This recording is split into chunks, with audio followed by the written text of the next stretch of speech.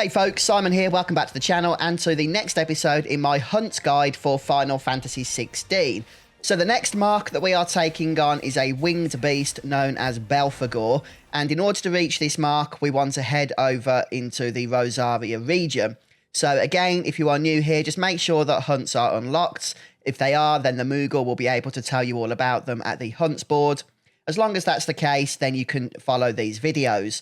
So in order to reach the location, we're going to teleport over to Eastpool. And once we have arrived here, we're just going to head out of the town over the bridge, and that will bring us into this large yellow meadow. From the other side of the yellow meadow, there is a narrow path, and all we need to do is follow this path all the way to the end where the mark resides. Now, I have actually done this hunt the moment it's become available, even though I am level 26 and the mark in question is level 30, so 4 levels difference there. However, it wasn't really a big deal.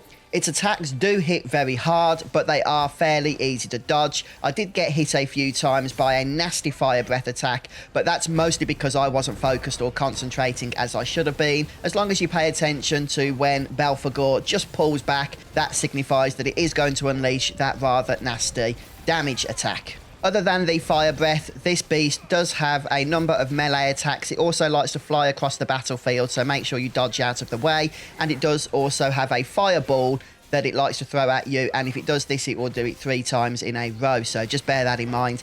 The first trick, of course, is to stagger the enemy, which shouldn't be too hard if you are using your limit break.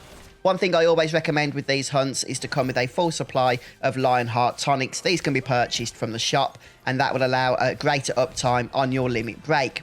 Once the beast is staggered, unleash all of your icon abilities, do as much damage as possible, and once the first stagger is over, then Belphegor is going to increase its attack speed, and some of its attacks that it was using before, it's still going to use, but now more times in a row. For example, that nasty fire breath can now be cast twice in a row, so make sure you dodge both. But again, you shouldn't have too much trouble. You know, this was, as I say, 4 levels higher than myself, and yet I was still able to defeat this foe on the first attempt.